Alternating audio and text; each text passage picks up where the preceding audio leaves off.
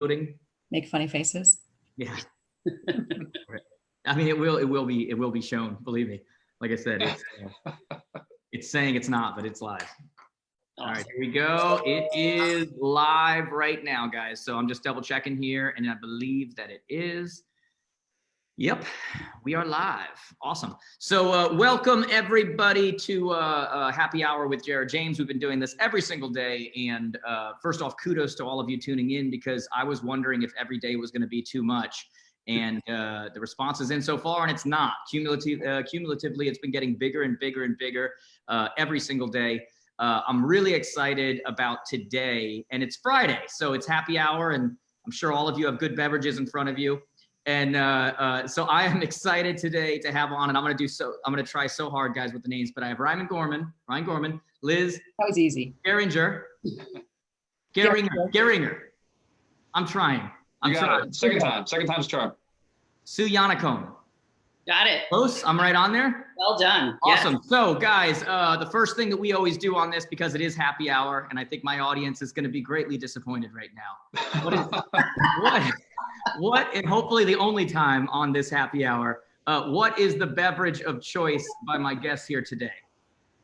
Fine, I'll disappoint them first. So yes, iced tea. 80% of my bloodstream is caffeine, and that is my caffeine of choice. So that's what you got. Nice. So iced tea and vodka. That's good to know. I'm still having my coffee. Caffeine. Oh my God. An espresso martini. Awesome. Espresso martini, seltzer, and nothing yet. Gorman keeps our days running long here. All right. Tito, seltzer, lemon, and lime. Awesome. We blame Ryan. Yeah. So guys, I am doing a Corona Extra. You guys, I don't know if you've seen any of the previous episodes, but I've kind of like failed in preparing to have a drink. And the first time I had a White Claw, and now there are memes all over the internet of me drinking this White Claw. So this is. I did just give a bunch of White Claws to the girl at the street that turned 21. So Nice. We're gonna go ahead and start off that way, Jared. Shots fired. That's a. So guys, everybody who's watching right now, do me a favor, take a picture, guys. Cheers. We used to do cheers here. Cheers to everybody. Cheers. There you go. To the people in the comments, take a picture of whatever you're drinking. It's Friday, happy hour. Take a picture, put it in the comments. The way these have been going, they've been super valuable, but also a lot of fun. So make sure you like this, leave a comment, guys. Share this. If you know Coldwell Banker agents, any colleagues, whatever, tag them below and share this for other people to see.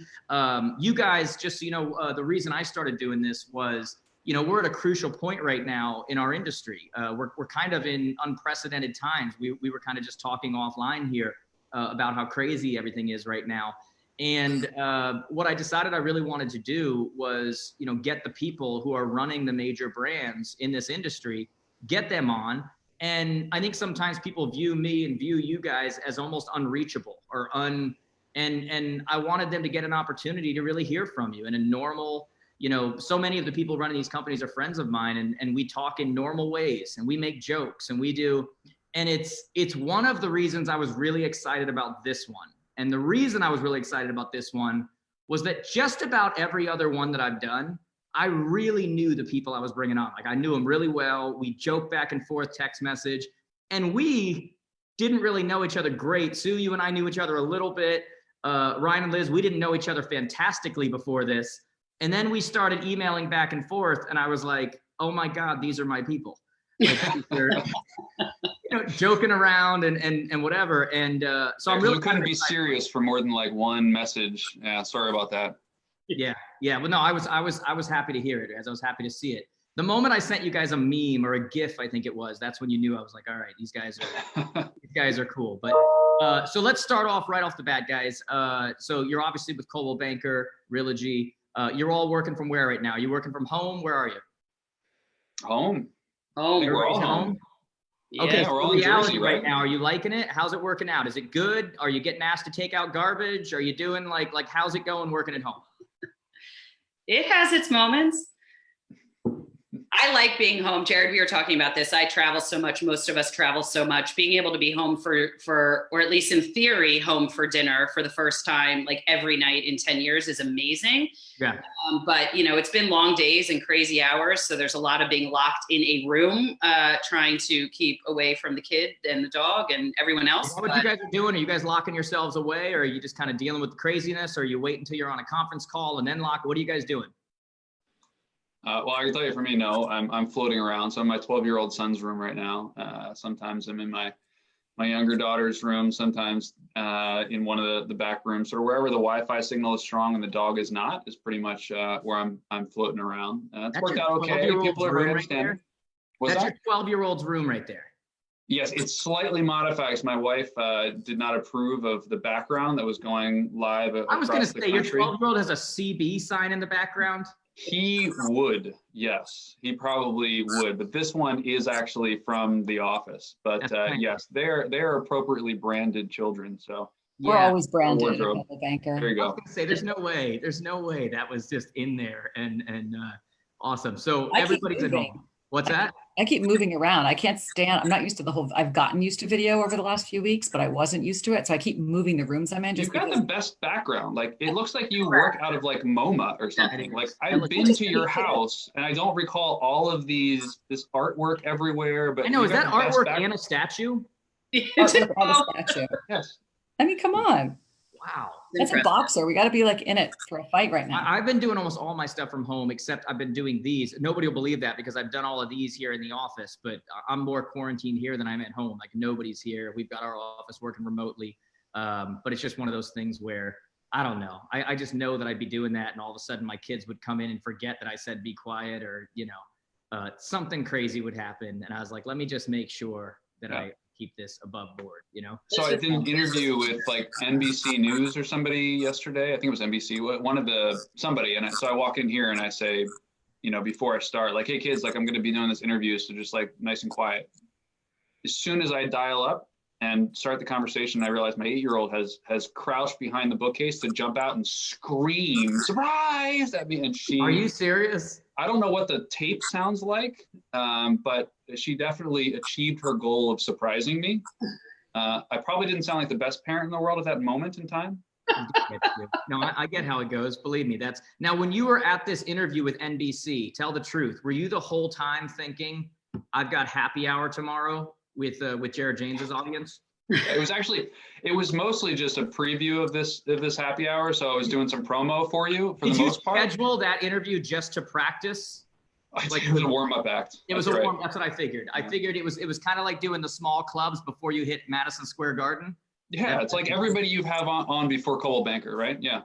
Didn't you guys? What did you guys write in the email? Didn't you guys write me? It was you guys that wrote me back an email, right? About basically warm up with all those companies until you get to the main show.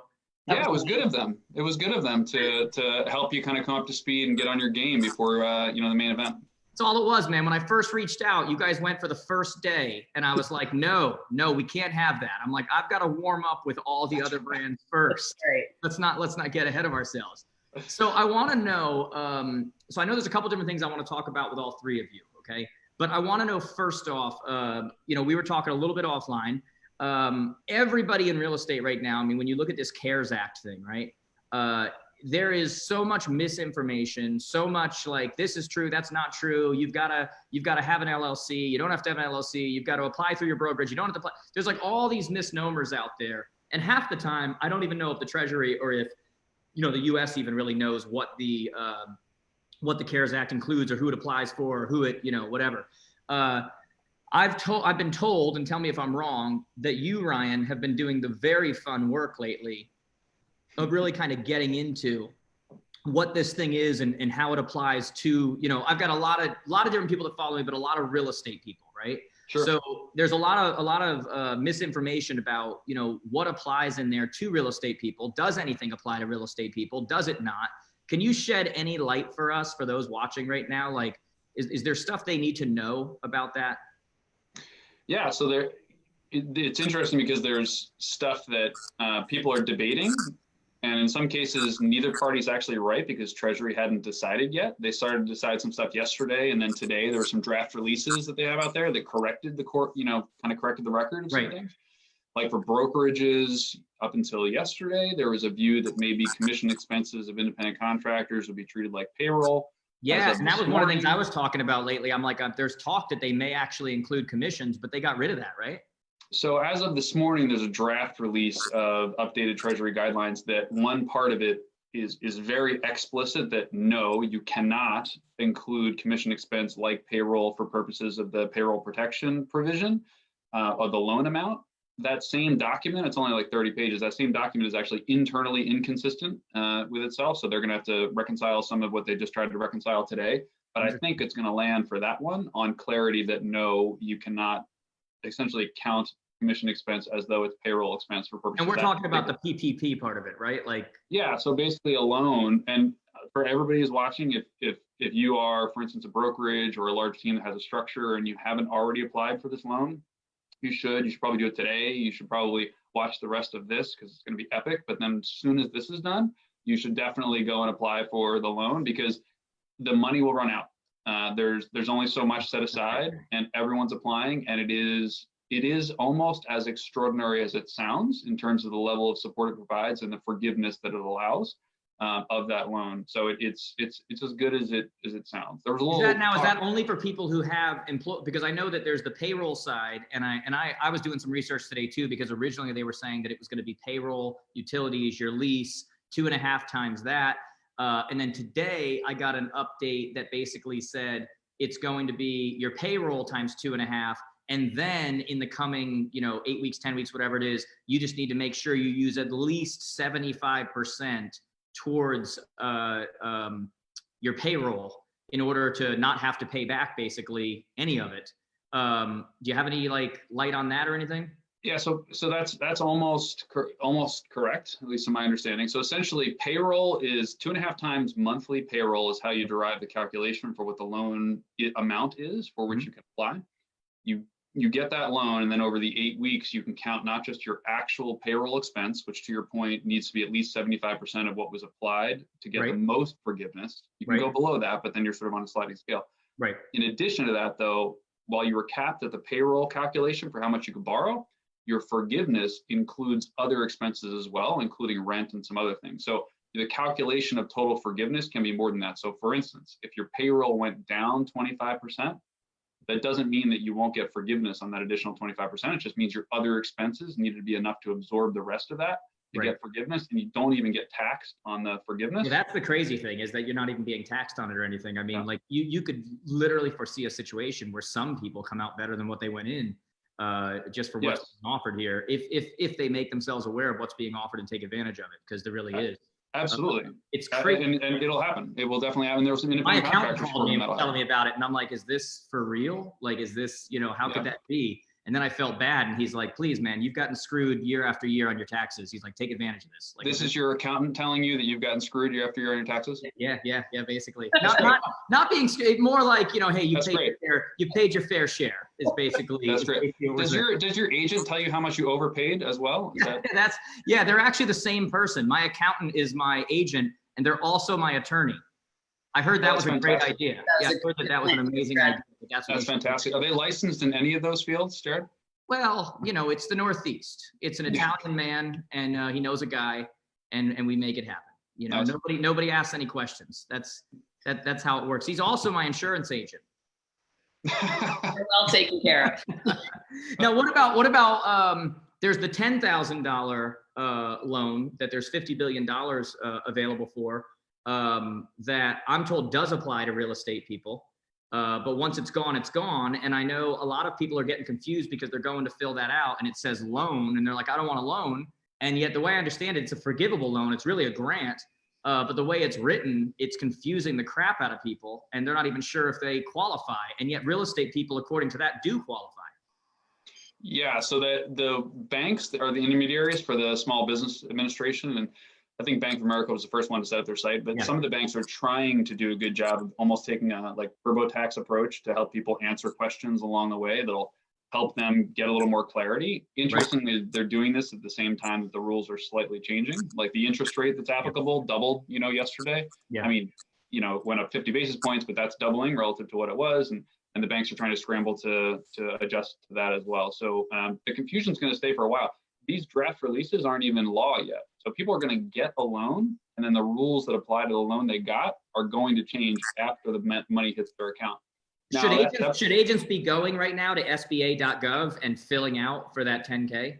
For most independent contractor associates, no. So most independent contractors are going to apply more under the unemployment provision, essentially like a disaster relief formula under typical state unemployment provision. But most of the states aren't open for that yet. They haven't figured out how to do it yet. Right. So they're just rejecting applications or telling people to come back later, or give me your email address and I'll email you when we're ready, kind of thing.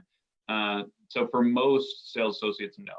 But for those who actually have a business structure, then possibly. It depends on their individual profile. Yeah, and so brokers, though, who 100% have employees and such, they need to be talking to, whether it's their local banks, whether it's a financial, Lendio, whether it's, whoever it is that's able to actually broker that, where they can fill out for the PPP. They need to be getting on that, right? I mean, it's just I'm literally today. I mean, I'm not exaggerating. We're done here. There's who knows what the government will do afterwards, but right now it's race notice. It's first come, first serve. So you got to get in now and get in queue, and everyone should be doing so. Especially for Coldwell Banker. Especially for Coldwell Banker. That's right. Actually, today I should clarify, Liz. Today it's only open for Coldwell Banker. I think everyone else opens on Monday. Yeah.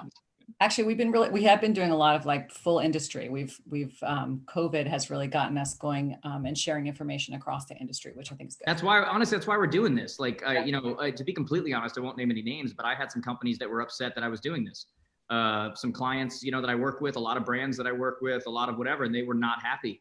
They're like, why are you sending something out that says, I won't say the names of the companies, when our people are in your database? And I literally responded to them and I said, if you think your people are leaving you because they saw another company name in my email, you're not doing a very good job with your company. And it's just like right now for me, it's about the industry. It's look, I said this on the live yesterday. Like anybody who's in real estate, they've got a little something off.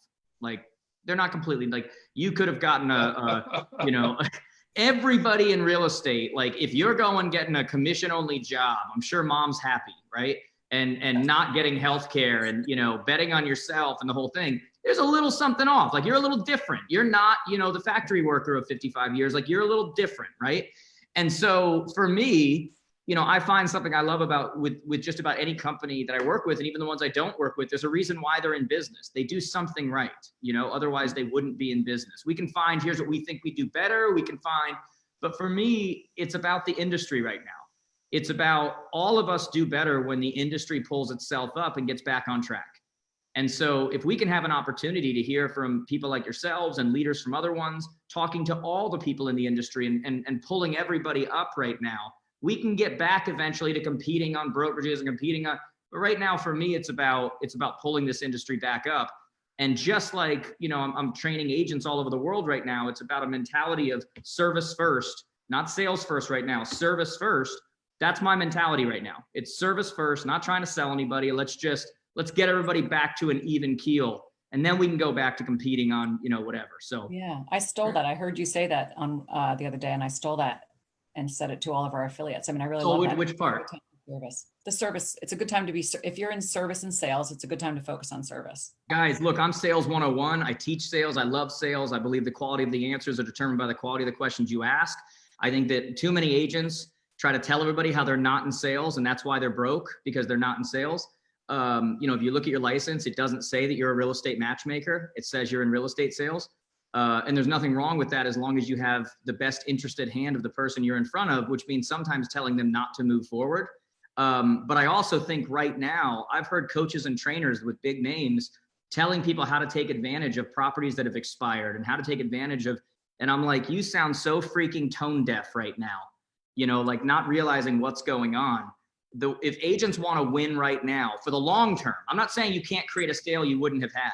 But if you want to win in the long term right now, you have such an advantage to exponentially grow your brand locally. People are looking for leaders. They're looking for community leaders, which is really what local real estate people are supposed to be. And if we're teaching people to create Facebook groups around takeouts in the area, and like, talk to the local restaurant owners, find out when they're open, get their menus, find out their specials, have a group where everybody can go and they know who's open and what their menus are and what their specials are. And we're doing this with all our students, and they're gaining tens of thousands of people in those groups, getting put on the news, because they're coming from a place of service and trying to help their community. And ultimately, visibility trumps ability, visibility trumps ability. They're going to be remembered as the people who were the core of it all. They were the center of it all that helped this community stay together. And they're going to come back and be an option and win when the sun comes back out. And those that are just trying to sell, they're going to stay where they are. Okay. We've been doing a ton of, like most people, virtual meetings and virtual town halls and agent meetings and getting tremendous engagement in them, which is just phenomenal, right? Right.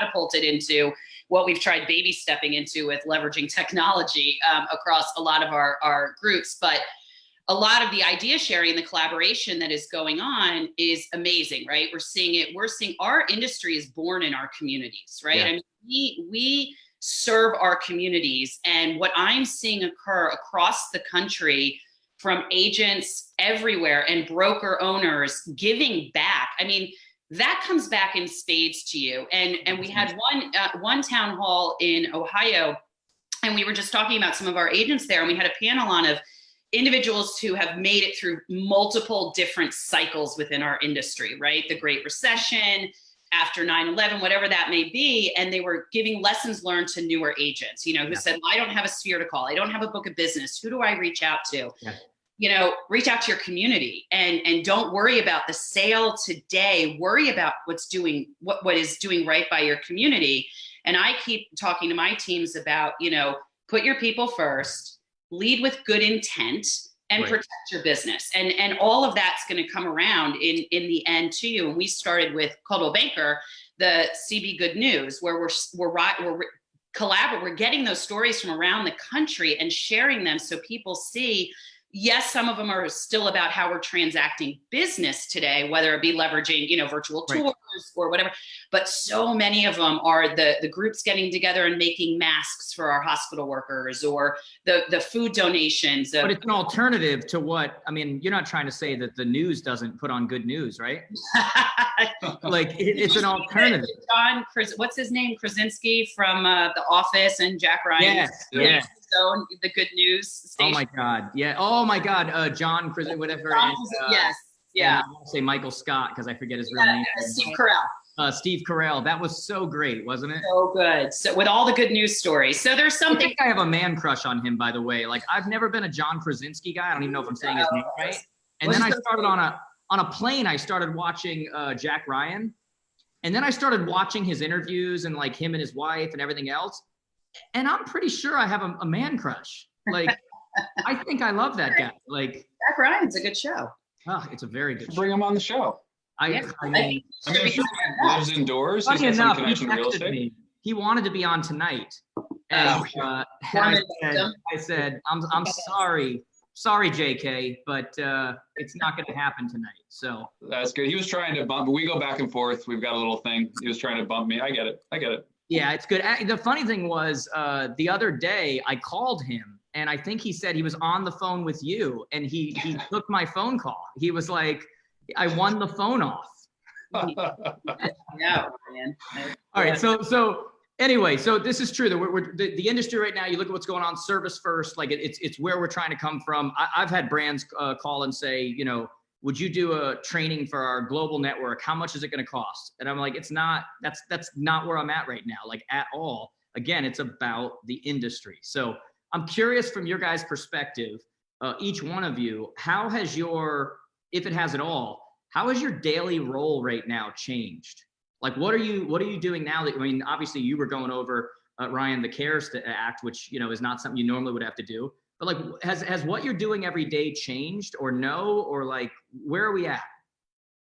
That's an interesting question. I want to hear their answers first. Liz, how's your day changed? And I don't tell me that like the time period changed, because I've been getting texts from you at like 3 a.m. for months now. So it's not you're still working around the clock. I'd love to hear what you're doing differently. There's definitely that around the clock nature. I think we're all like, what day is it even? You know, we've lost track of time. Isn't that true? Like you don't even know what day it is. Like it's so true.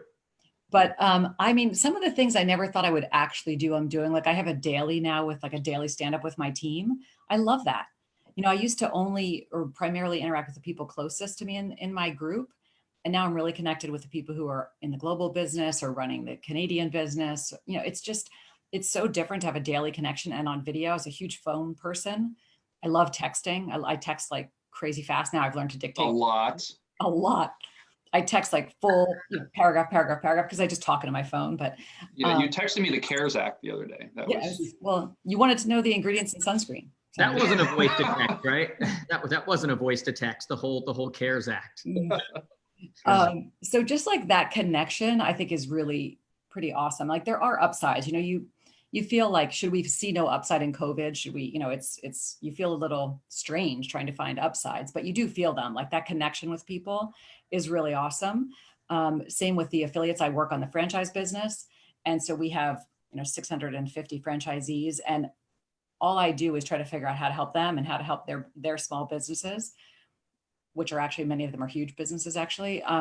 But it's different. Now we're in constant touch. I feel like we're really solving their problems. Like we're really working on something that's so critical to them, helping them interpret what they can do in their state, helping them figure out, virtual open house. What can I do with this? Like, I just feel we're really providing good service, and we're communicating. Do you think that this is like almost like proving value to them? From like a brokerage affiliate, whatever, it's like, oh, this is what I need. These, like, you guys are there supplying them this information and walking them through and helping them with it and whatever. I hope so. I would never want to speak for them. Like, I hope that's how they feel. Totally. I'll speak for them, Liz. Yes. I would think that. So Liz, I'll give you an example. Liz is constantly trying to think of how to help our affiliates to do better, to grow, to achieve their goals, to help them even understand what their goals maybe should be, or to reach higher, to aim higher. But one of the big differences, Liz, I'll say, like, because you're constantly coming up with ideas before the crisis and during the crisis. One of the big differences is before the crisis, you'd come up with an idea and be like, okay, well, let's workshop it. Let's get some feedback. Let's figure out if we can put a plan in place. Let's go and execute it. Now, the speed with which everything is in motion, you go from like idea to execution, like before coffee. Well, that's a thing about our company. Like, you don't really get in trouble for doing stuff. We have a ton of room to just sort of do. I think we have a lot of permission. Why do you say that? Where's that come from? And what do you mean? Like, yeah, Ryan, we've all worked at the company in various roles for a long time. Like, I definitely feel that way. I don't feel held back. I feel like we can go and stretch. I don't know why the company is so good at that. How long have you all? Because I told you this was kind of a weird thing where, I didn't know you guys all personally very well, but I know we would get along really well. But I got the sense that you all knew each other really well. Like, is that, do you or no, or is it an act to look good, or do you guys actually know each other and like each other? I said it's fake. Ryan's my boss. No, yeah, of course, you gotta say, yeah. Ryan's been here forever. I've been at Realogy 5 years, almost 5 years. It'll You were originally, if I remember, running ERA and then NRT, but now NRT has been rebranded. Coldwell Banker Realty. Yep, and so it has been rebranded, right? Yeah, we're in the process of rebranding that. From NRT to really be known more as Coldwell Banker Realty. I've been working with Ryan for, it was 2 years in March on the brokerage side. I spent about 20 years on the franchise side in various franchises. Yes, Ryan, it's been 2 years. That is amazing. That is amazing. Actually, Sue's got a really cool background. You should talk a little bit. Like, she's before upgrading to Coldwell Banker, she shopped around and got experience everywhere. A lot of yeah. I started with GMAC back in the day, GMAC. Yeah, and before that, I was a commercial real estate agent. So I started there. I worked with Real Living. I worked with Prudential, Berkshire Hathaway launch. How did you get it? How did you get into the corporate side then? I knew that I did sales for a little bit, and apparently I'm not off enough, I guess, according to your opening statements. I am only slightly. I couldn't live in the sales environment. It wasn't for me. But I was passionate about helping salespeople. So I think that's one of the things I've always kept with me as I moved over to the franchise side, still touched real estate on the corporate end, which kind of served that need for me. But was able to bridge that gap. Every role I've had has been about really bridging what we're doing in the larger scale at the corporation side, the franchisor or brokerage, with what's going on real world on the street, boots on the ground, what the salespeople need. I've never lost that part of me. It's a tough gig. I didn't have the intestinal fortitude for sales at real commercial sales at 20. So you feel like this is a better fit for you? Oh, without a doubt. Yeah. And now how many, I know that you have children, cause I've commented, I was going to say, I know of one daughter, right? That's it. The other ones we keep hitting. No, I'm kidding. I just have one. I get it. I didn't want to leave children out. I've only ever seen one, and I didn't want to make it sound like you didn't like the other kids as much, cause you only put one of them in your pictures. Yeah. But so you have one daughter. That'd be so bad. I mean, I didn't want to make any assumptions. You know what I mean? I mean, I've seen it before, right? I went up to someone before and been like, "Oh, how's your son?" And he's like, "I have 3." And I'm like, "Do the other 2 know? Because I don't ever see them." Yeah. No, I have one little girl. She's 9, and I have a dog who's almost 2. So yeah, that was enough. I'm doing one of each. One dog. How are you doing? How are you? Like, I'm always interested because I do this as well, right? It's like I don't believe there's a such thing as like balance, because it's like, you know, like a 9 to 5 worker at the grocery store isn't balanced. They spend more hours at the grocery store than they do at home. So it's not balanced, right? But I travel a lot. A lot of us on here right now, we work a lot. We do that kind of stuff. Number one, are you loving being home right now? Like, if you found extra time? And number 2, how do you all kind of find that, we'll call it balance for the word. How do you find that balance between, you know, I want to be an awesome dad, mom, whatever. But then also there's a part of you that has to be driven at work. Otherwise you won't be fulfilled. Do you guys know what I mean by that? I'm not familiar with, could you spell it? Balance. What's the? Yeah, exactly. That's exactly what I mean. Right. But like, there's a part in, look, anybody who hits a certain level, like if you deny yourself the ability to work your butt off and achieve at work, you're not going to be happy. Like, it's ingrained inside of you. Right. So how do you guys do that? Do you just sacrifice? Do you just disappoint? Do you just create proper like, what do you guys do? Would you like us to get our children so you could? That'd be awesome. Like a relationship, when you ask the guy to rank the relationship, he's like, I'll be humble, it's an 8. And then the wife is like, we'll go 2. We'll go 2. Yeah.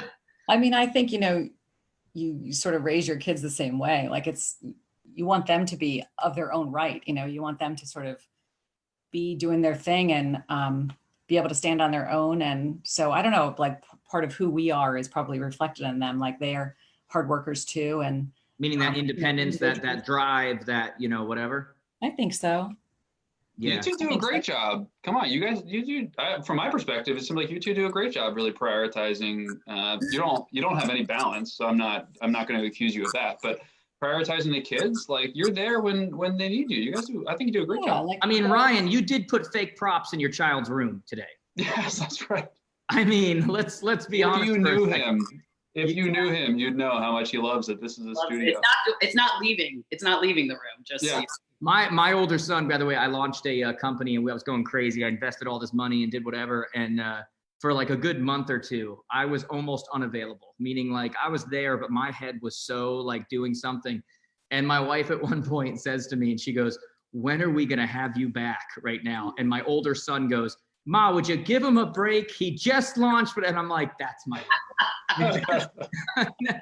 See, he's proud of you. Oh, never been. I mean, that's the only reason I thought about that is because I forget. I think it might have been Liz. You just said, you know, your kids are a reflection of you, and most likely, if you're built like that, there's a very good chance that they are too. Because personally, I think it's look. I'm at everything. I love doing, you know, whatever. But I also think that like we've become such a society where it's like, you know, kids don't know what any kind of sacrifice is or any kind of anything. And I don't know if that's necessarily the best thing getting older, but anyway. Well, COVID is changing that. I mean, they're getting quite a change of perspective. I mean, yeah, I will touch on I do think balance is a false expectation to which people try and strive all the time. I think you should strive for happiness. I talk about that a lot. What works for you and your family unit. Yeah. And that doesn't always work for everyone else. I mean, you know, I have one daughter, she's 9. I traveled the first 4 years of her life. I commuted from Jersey to California, right? lots of people had a lot to say about that, including my mom and, others, but who didn't, like my husband, right? So that's what mattered. And that's what led that decisioning. And I try and ingrain in people, men, women, whomever, like decide whose voice matters when you're making those decisions and sort of ignore everyone else. And we do now have these kids that are, you miss stuff. I don't consider it a sacrifice because I wouldn't be the mom I am if I was not working. This is also a huge part of who I am. So yeah, I love that. I love that. I love that though, the voices that actually matter and I always look at it as, I said earlier that, there's things ingrained inside of us that we're not going to be happy if we're not going after or we're not whatever. And I've always kind of marveled at relationships where, one of the people in the relationship just basically does everything they can to try to make the other one miserable. And I'm like, you do realize like if that person's miserable, you're miserable, right? Like it's probably better if you're both happy, right? But it's an interesting thing talking to other successful people that do understand that, it's kind of cool to me. But anyway, I'm curious with everything going on right now, I asked this earlier, what changed in the daily, like what you guys are doing daily, what kind of conversations and such are you having and hearing from your affiliates? Would you call them your affiliates? We do. Is that the proper name? Like how so Liz spends time on the affiliate world and Sue spends time on the company owned world, Coldwell Banker Realty. And I just realized actually, like Sue, you started at GM and Liz, you started at Ford. Yeah. Are you serious? Got all the basics. Got to get into your history at some point in time. But Liz, you're speaking with our affiliates, constantly. Yeah. I mean, now we know where their drive comes from. They're such an incredible, they're so positive. That was fine. That took me a while. Sorry. You know what, Liz? It was probably the appropriate response. It was an average joke at best, but I wanted more credit than it deserves. Yeah. So I'll talk and you work on your next joke. Okay, got it. I think they're incredibly positive people. They see the bright spots, like they're still doing business in so many places. And even where there are state closures, they're closing prior business. They figured out how to be virtual. I mean, they're just like go-getters and, they're hardworking people. So they're more like, how can we get through this? I don't have people in a panic. I think that I have a lot of people who are experiencing a lot of good things, like agents that they were talking to before are now talking to them again because they feel like, you know what, you are the stable company. Like you have been in this community forever, decades. Yeah. And we were talking before and now I want to talk to you again. I mean, I'm hearing really good stories like that, which has been really uplifting. And then also, they're so sincere about the community thing. Like they're just setting up food pantries and, they're doing their thing. I mean, we sometimes have network wide community service going, but we always have like individual agent and company service going just constantly. And next week, we're going to start trying to collect some of those stories because it's just so moving to see like what these companies do locally. And you're trying to get the word out to them, like basically, when you get a good story from somebody, get it out to the rest of the network so people have something else to focus on outside of what's in front of their face every single day. Yeah, and just to celebrate them. I mean, Liz, like what you're hearing, you're seeing it. It oozes from Liz is like genuine love and admiration for the. I got that when I was talking to her earlier, by the way, just on the phone. I'm serious. I got that on the phone. Like every time we bring something up, you were talking about the brokers and the affiliates and you just kept saying, I hope I'm doing a good job for them.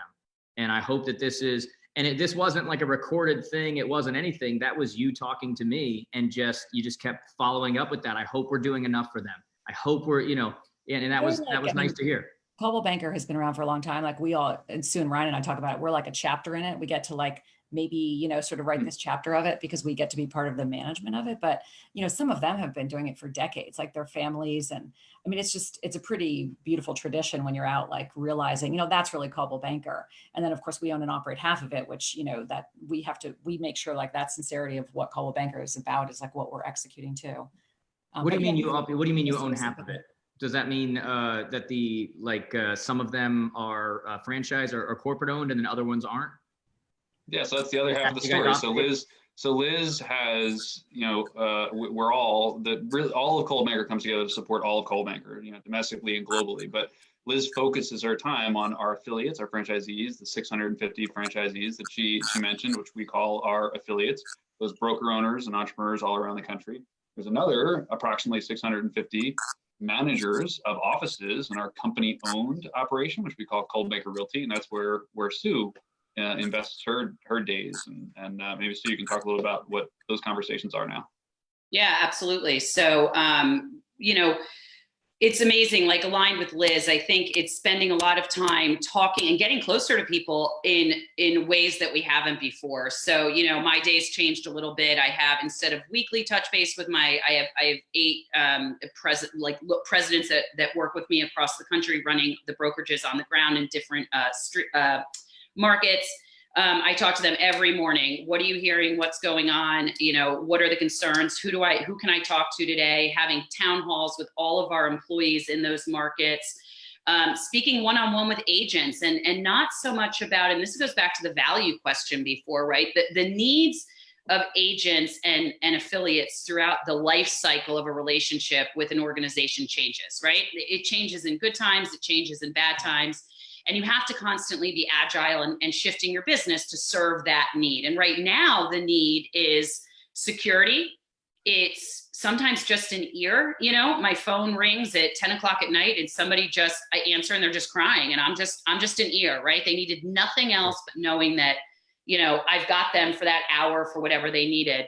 To, an hour-long conversation this morning with, a very large team. And instead of a conversation about, what should I market? It was more like, okay, help me understand, like, what am I doing? What's my business plan? How do I shift my strategy? How should I be looking at this? So it's on this side, I'm spending a lot of time tactically with agents looking at, their business plans and their business strategies and saying, where should you be shifting your spend right now? How are you preparing today for 100 days from now, right? And it's not about changing your goal. It's about changing the path, right? And how do I shift? Because we will, as a country and as an industry, come back from this. And you need to ensure you're positioned to do so. So, and of course, from Ryan and all of us, we're looking at the numbers and you're looking at the data and you're, kind of trying to extrapolate out and make some decisions and then inform the agents and help them get through to make good choices for their businesses and their family.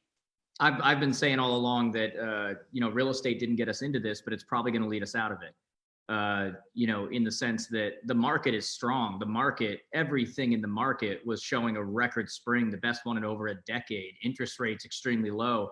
The money that's been taken out of the stock market has to be moved somewhere else, and there's gonna be a lot of people who are like, hey, what doesn't drop 20% in a day? Real estate. And they might move that over there, vacant offices now with people working virtually. That's going to open up space that's not going to turn into retail. It's probably going to get turned into condos and residential and how, that kind of stuff. There's so many opportunities right now is what I'm saying. I have to, because I have a question I want to ask, but I was just reminded by my team that I have to let everybody know. We've been doing this the last couple of these. We do a yearly event called the Jared James Advance. And on these lives, because we've been getting great viewership, we've been giving away a free ticket.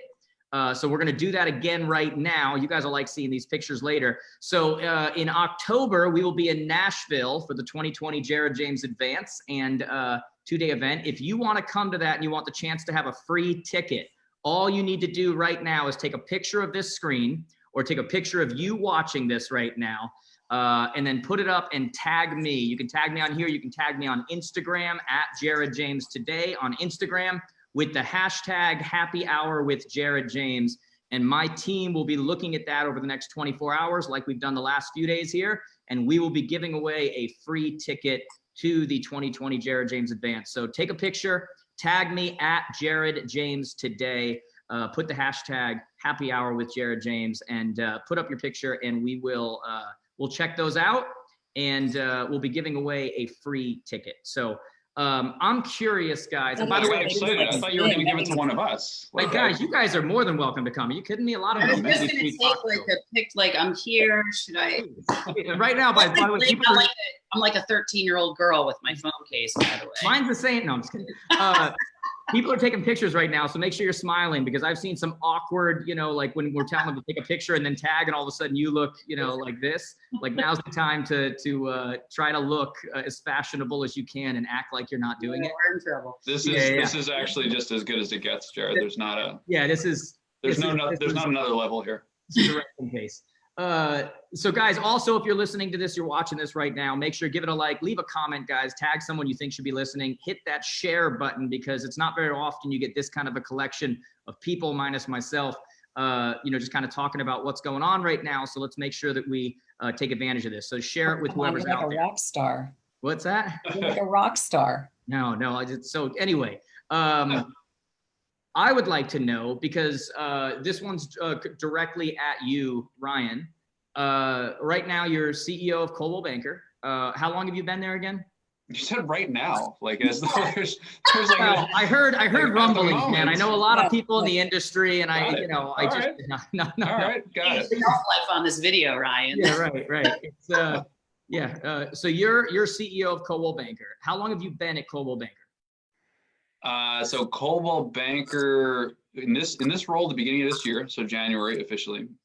For the prior couple of years before that, it was overseeing what was NRT, so the company-owned operations. Right. Joined Realogy, so our parent company, in October of 2004 in the title insurance operation. Okay, so now when you got going with this, did you see this coming? Was this on your radar? You were like, oh yeah, obviously, wishing upon a star. Yeah, no, totally planned out. No, I used to work with a colleague who described his own career as falling forward. I'd say that's pretty accurate. So I'm relatively obsessive, and I just try and tackle what's in front of me, try and do the best I can with whatever the gig is, and then more stuff just keeps coming up. So are you a workaholic? Oh yeah. How about you guys?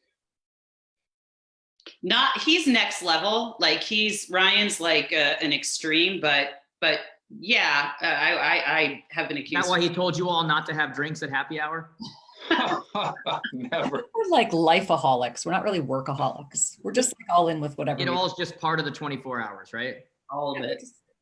Yeah, I'm defective in that way. I mean, I am pretty much around the clock. Like I like reading the CARES Act. You said like, oh, that's probably something you wouldn't normally do, and I was thinking like, oh, Jared thinks better of me than reality is. I probably would actually just sit down and read. I mean, one of my favorite things to do used to be when I was a kid, like going to Supreme Court cases and watching oral arguments. Like, reading the actual text. So like, I am the most boring individual you'll ever meet. This is the most exciting thing I'm going to do this month, Jared. Just so we're all on the same page. Are you telling me we beat out NBC? I mean, that's pretty. That was a warm-up act, man. Warm-up act. That's awesome. Why do you think you guys? What do you think you guys get along so well? Huh? Yeah. I don't know. I know why I like them. They're pretty cool. Look, like I'm asking because, like I said, most of the people who run these companies, they're friends of mine. Like I joke with them, whatever, and I know who likes who and who doesn't like who. You know what I mean? And you guys seem to genuinely like each other. Why do you think that is? Like, what do you think it is about your three personalities, or about the way you guys work together, or about the way you respect, what the other one's doing? Why do you guys think you have a good connection like that? I think part of it, you hit on it, it's respect. I think there's probably a lot of, there's mutual respect around the room. I think I don't know.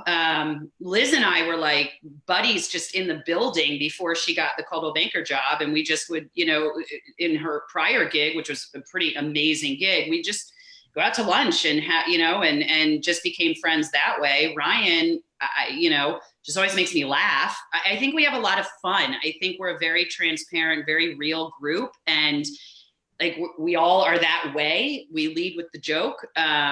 But are you guys like that on a regular basis? Because like, I know for me, I'm very much like that. But then there's other times when like, I'm in like focus mode. Like my office makes jokes and I know they talk about behind my back and they're like, he's in the mode right now, just leave him alone. Like, you know what I mean? Like, do you guys have that side too? Or are you basically always knee slapping? I started a meeting abruptly the other day and I thought people thought it was really weird. I was in a hurry and I just kind of like went right for the meeting and I knew it was like, oh God, that was just really strange. Don't you get in that mode though? You're just like, let's go. Like, yeah, I feel that way. Sometimes I feel that way, especially like I drink coffee all day long. So the caffeine doesn't help, but yeah. We're all pretty rapid fire. Like the three of us are pretty, we don't really have a ton of patience, but I think we have pretty good, I mean, there's a lot of mutual respect. We've done hard things together. I mean, we've done really hard things together. Ryan Schneider, Realogy CEO, talks about how, like, a team really bonds when they've done hard things together. And pre-COVID, we've done that. But Liz, like, we didn't really get into Liz's background, which is awesome, to Sue's point. But when you were doing, focusing on ethics and compliance, I mean, we had some like serious stuff that you and I were dealing with together. And we always landed in the same place. Like, we always kind of were riffing off of one another's integrity on that kind of stuff. Like, what's the most right thing we can possibly do in this scenario, even when it was like not easy. And I feel like that's how I connected with you initially. That's a good point, by the way. Can you say that again, just for our people listening, the most right thing? Because sometimes there's not an absolute right. Like, can you explain to them what you mean by that? Totally. I mean, that is you can come from two polar opposite directions. This is helpful for us as we're trying to think of, like, why does this other person think so differently than I do? Why are they going in this opposite direction? And sometimes it's just a different definition of what the most right thing is. The black and white stuff's easy, super easy. Yeah. The stuff that was the most intense for us was the stuff where it was not actually clear what the most right thing is, which constituency needed to be helped the most by a particular thing, or, when you couldn't be transparent with someone because of confidentiality or because of some kind of law or provision. What's the best way to treat them in that situation? We had situations where we had to do investigations or dig into some things, and we wanted to be totally forthright for people, yet we actually could not be. And what's the most appropriate and respectful way to handle that for people? Like, that's what we had some of our most intense conversations about. Do you guys go ahead? The three of us are really focused on people. Like, we're relationship people, kind of do the right thing people. I think our whole company has that culture. Do you ever worry, like, because very driven people, I know sometimes I can be in my head, and when I get to that mode of like, just get stuff done, I'm not in stage mode. I'm not in, whatever. I'm in like get stuff done mode. Do you ever worry about hurting anybody else's feelings on your team or within your community, because you're just like, let's do this now, let's go, and just there's no, you're just being quick or you're being whatever? Does that ever happen? I think so I was watching the smile come across Sue's face. I think Sue should go first. It sounds like there's a story here. Fun fact, I am one of the most direct people in our organization. And we actually did a communication workshop on that, and we found that out. And so, yes, I think definitely if there are people in the chat from like 15 years ago, they'd be like, dude, that's the only way she operates, is like, to the jugular. Let's get right to it. Yeah. Yeah. But I know there are times when you need to it needs to get done, and I don't, and I'm sure in, 20 something years, I've upset somebody with that without question. I don't intend to. I am not the one that writes the superfluous sort of like, hey, everybody, how are we doing? Like, my emails tend to be very like, I'm very direct. I'm very transparent. You should know where you're going with me. Don't read into what I'm saying. I said That's exactly. Right. And I've had to do that. I'm so like that. It's ridiculous. Yeah. I've had to go through workshop communication and say, okay, nobody gets me because I'm speaking this way, and they all need me to speak this way. And I think all of us have done something like that at some point in time. And I will, if I step on someone, I'll apologize. I think if I'm pushing too fast or too hard, I'll own that. But it's always with just trying to get to the right outcome or just get something done for the benefit of someone. Does that ever show up in your personal life? Like, meaning, I know that sometimes even locally, whatever, like, because everybody lives in this world of what people are really trying to say, they're not used to, like, my wife is like my interpreter. Because I don't speak that language. Like, whatever I said is exactly what I mean. And like, there was no hidden whatever. I didn't secretly think this about you. I didn't, secretly whatever. For me, it's just exactly what I said is exactly what I mean. And I know that for me, it's got me in trouble before, because people think, well, he's saying that, well, then he must really mean this, or he must really be, whatever. Has that ever shown up outside of work, where your personality, your direct nature has affected like people in your personal life? Well, I don't know about direct. I mean, for me, I have a very dry sense of humor, and it's like bone dry. So oftentimes people don't know if I'm joking. I recall one day where I just lost it. It's pretty rare for me to lose it. It's got to be pretty extreme for me to lose it. How? Like, you mean like temper, or like, what do you mean lose it how? Yeah, no, I lost it. I was young. I was screaming at a group of people, which I don't recommend, but it does occasionally happen. If you're one of my children, it happens with high frequency, but at work, it's pretty low frequency. And I left the meeting, and somebody who was in the meeting told me afterwards that after I left, they were like, man, he's always joking around. I almost thought he was really mad this time, though. Everyone was like, no, he was really mad. He was really. You're like, I can't get any more angry. Like, wow. Those two, Liz and Ryan, I would have a hard time ever seeing really ruffled. They are very, very even-keeled individuals. They take everything in very good stride. So it's a great compliment to I tend to get a little bit more boiled. I haven't, but I want to be on the group chat right now with my office to know, because like if I came in and I was yelling or I was doing whatever, I don't think they'd know how to handle it. Like literally, I mean, if I yelled, if I was like, whatever, I mean, forget them for a second. Like I think if I yelled at my kids, they'd probably be like, what the, whatever. I'm married to an Italian woman, so believe me, yelling happens in the house. I just mean it doesn't generally come from me. That's why I was kind of wondering that, because with those kind of personalities and that kind of drive, and you come from positions of authority and you come from whatever, I was curious how that kind of bled over. I don't think any of us are very org charty. I feel like we're all trying to like fight the org chart. Like we want all the ideas to come from everywhere. We're like trying to get everyone's input. And sometimes when you work in a company that's been around a long time, you actually have to really force away from that thinking. Like people want to automatically like have every decision be made by Ryan, or, want to believe Coldwell Banker can only be 3 people, and it like really, really slows us down. So I think we all spend a lot of time trying to bust through the org chart. Smartest person in the room is always the room. Yeah, it's true. Liz will follow up every night and tell me all the things that she said that I said, which is really helpful. Can you add me to that text, Liz? Yeah, definitely. But we're not a yelling culture. Like nobody in our company, we're very much, Ryan has a philosophy of disagree and commit.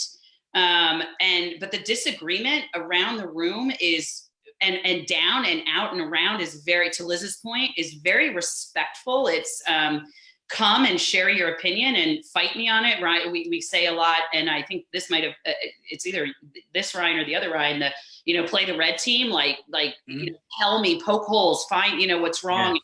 So we do a lot of that at work. And I don't hear, there's no high voices, there's no yelling, there's, certainly not with our teams. And, so we do a really good job of that. And I think it helps us very rapidly get to really good decisions with the wisdom of the crowd kind of thing. And in the end, it doesn't have to be my answer. It's got to be the right answer, or the best answer, meaning I don't care who it comes from. It's just like, let's get to this, and don't be afraid to disagree here as long as you have something to stand on. Is that kind of what you're saying? Totally. It's never where we started. I can't remember a single good idea that we've had as a team that we've done that actually started with the person who brought the idea. Like it was like, here's the idea, and then we all beat it up, and by the time it's done, it's barely recognizable, but it's so much better than whatever we started with, no matter whose idea it was, every time. Interesting. So I'm curious, guys, because we're coming to the end here. The times that we find ourselves in right now, what do you guys think that agents, brokers, whoever, what do you think with everything going on right now, what do you think people should be focused on daily? Like, where do you think it should be business as usual? Do you think that there should be different things that they're doing? Do you think they should be working on their systems and processes? Do you think, where do you think people should be focused right now? For me, I just anything but waiting, just whatever, just don't wait. Like, don't wait for COVID to be over. Just like reinvent, reimagine, whatever it is you do, just like think about how it could be different. There's massive human behavioral changes. Like your neighbors now talk to you from 6 feet away or whatever. Like there's change, some change will resolve, other change will stay, the virtual nature of our business and everything. But do you see this quarantine changing things? Like, do you see it changing it what result do you see coming from this quarantine that people are doing this social distancing? It doesn't even have to be that people aren't going to see each other. They are going to see each other. Are they going to now adapt and use technology? Are they now what changes do you see coming as a result of this? Yeah, I think, I'll just add something, because unfortunately I got to bail, because I got an executive committee meeting here coming up in 2 minutes. So I'll just share for a second, and then if you don't mind, I'll scoot. But one of the things that I'm looking forward to is us being less binary. It's been very much like I tried, my goal every week was to be with 500 to 1,000 of our people in person around the country every single week. And I was hitting that pretty good stride, but it was either I'm there or I'm not. I either flew to that event or I was either in that meeting or I was not. Now we've got this whole in-between world of sort of like virtually touching a lot more people. So I still want to be on the road. I still want to be out with our people constantly, but I could probably do 30 touch bases, office meetings, individual agent conversations, in the same day that I was attending a 1,500 person education event we're holding in a big, when we get back to that world, I do both. And I'm loving that. I love the idea that I'm going to be able to interact with, learn from, and touch more people every single day because it'll be less binary. Mm-hmm. So you see this adding to your connection going from here. Totally. Awesome. I've got one last question for you guys, but Ryan, you said you got to run, right? I do. I'm sorry. Is that okay? Hey, dude, thanks for being on, man. Seriously. I'll send you a thing later, but thanks so much, man. Seriously, it's been a pleasure having you on here. I'll send you a copy of everything. Good luck in your next meeting. All right. See you guys. All right, brother. Have a good weekend too.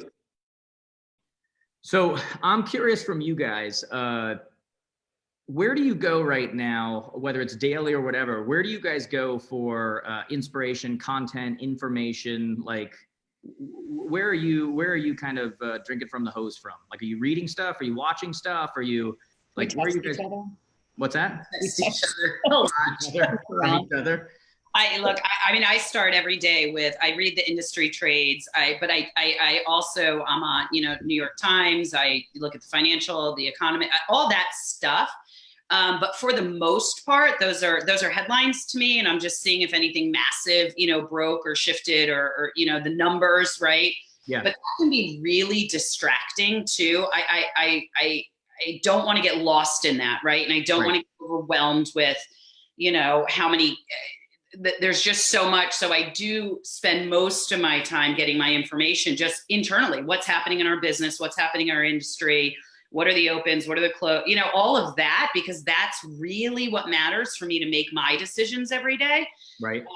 So, I'm not a huge news junkie anyway. Liz probably is so much more so than me. She's, definitely the more intellectual one on the phone now at this point. I do love the news.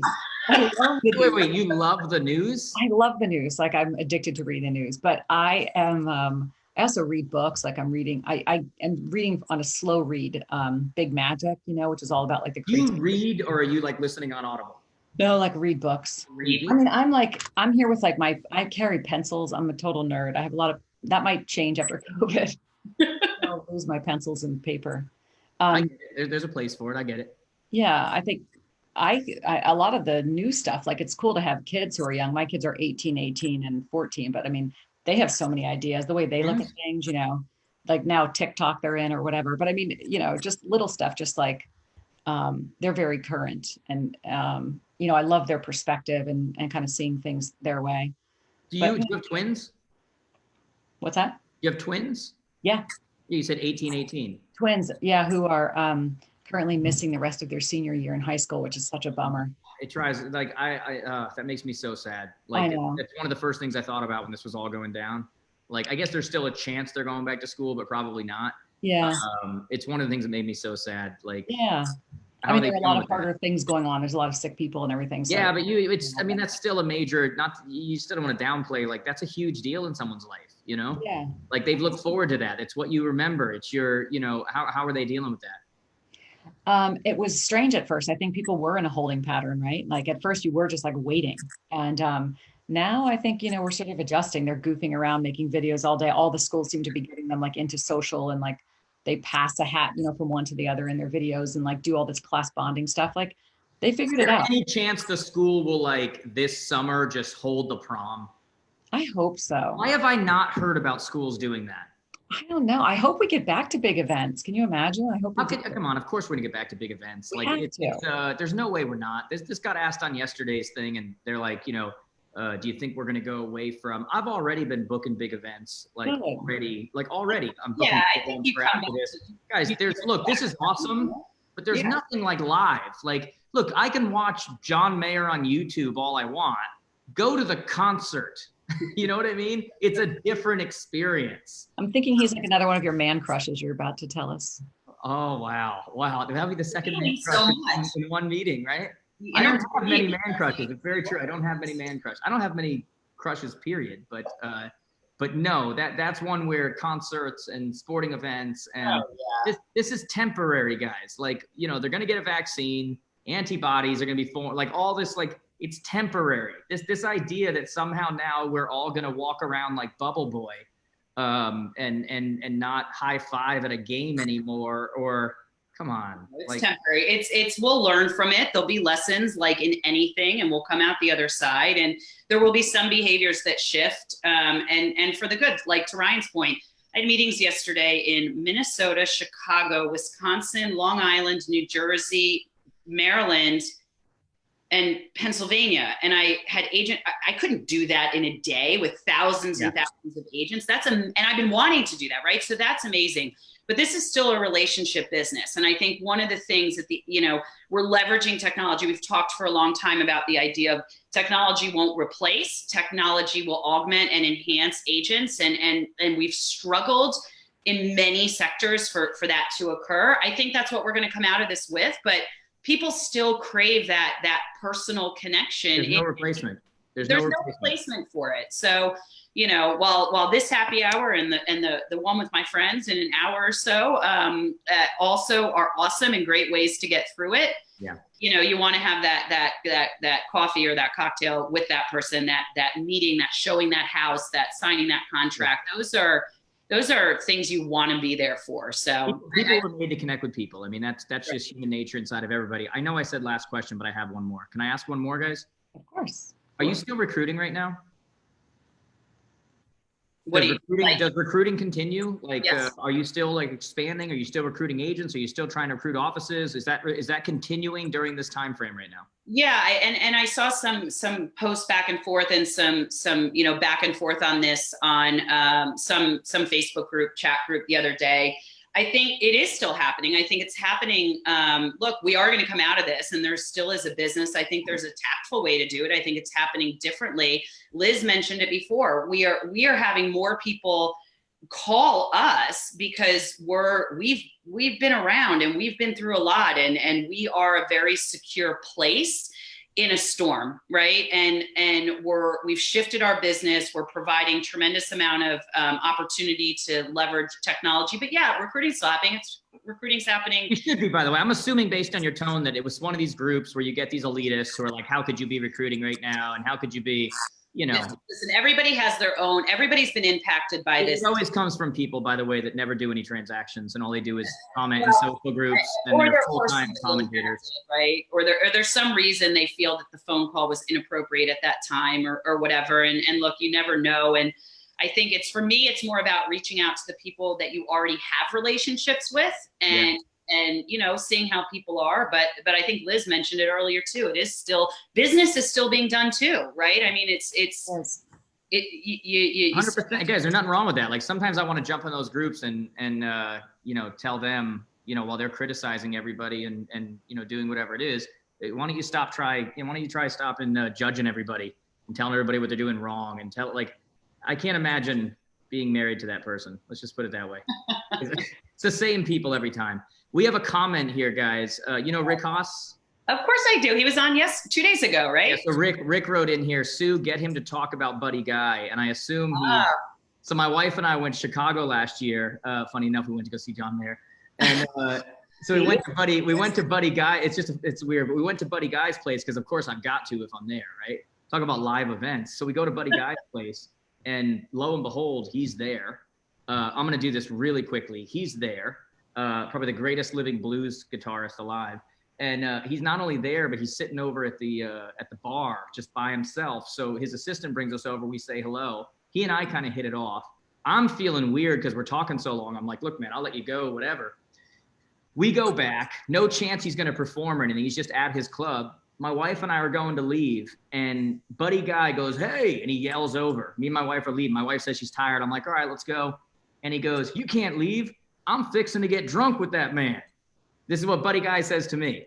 And I'm like, hun, go sit down right now. Like, this is happening, right? Fun. So long story short, chat with him, hang with him. He gets up, sings. He sings directly to my wife and I. Were up front, chat with him, whatever, and then we left. But it was like the experience of like a lifetime. That's and I think Rich was, you don't get that when you're not live. You don't get that when you're not live. Gotta be in person. Not. That is. Hey guys, if people want to connect with you, what should they do? How can they connect with you? Facebook, Instagram. Insta. I don't say that often because I'm. Look how cool you are. I'm so cool now. So trendy. So trendy. All the usuals. How can they connect with you? Same. We're big in Facebook. LinkedIn, I think like everybody, I feel like we should be doing more. I feel like I should be doing more in there, but I haven't been so great. LinkedIn's come back. We're doing more on LinkedIn right now because it's getting engagement now. Yeah. But maybe the three of us will do like a TikTok together somehow. I would be down. That would be fantastic, by the way. Don't tell my teenagers I said that. Yes. So I would so do that. My kids are teaching me right now. I'm doing it right now, but my 9-year-old would want it, and she's not allowed to have it. So. Oh boy. I'm that mom. But we'll have to do this again sometime. That's just fun. Good time. Here's what I want to do, guys. Hang on one second. I'm going to tell everybody who's listening. Guys, those of you on here right now, number one, do me a favor, like, comment, say thank you to these people for being on here, taking time out of their Friday. It means the world to me, and just to give to you guys as a community. So make sure you like, comment, tag, share, share this so other people can hear all about it. Last chance, if you want that free ticket to the 2020 Jared James Advance, take a picture of your screen. Tag me at Jared James today on Instagram or on Facebook with the hashtag Happy Hour with Jared James. We're going to give away one free ticket in the next 24 hours. Ladies, thank you so much. Hang on here. I'm gonna disconnect the live to everybody else, but everyone, thank you so much. Share it, comment, like. We appreciate it. We hope you enjoy your weekend. Monday, I'll be back here. I think at 4 p.m. I'll be here with Dan Elsey from Real Estate One. Tuesday, I will be here with Chris Stewart from Berkshire Hathaway. And then I don't even know the schedule after that. All I know is when this is all said and done, I'm going to need AA because I'm doing happy hour every day of the week. So guys, thank you so much to everybody watching. We appreciate you. Enjoy your weekend.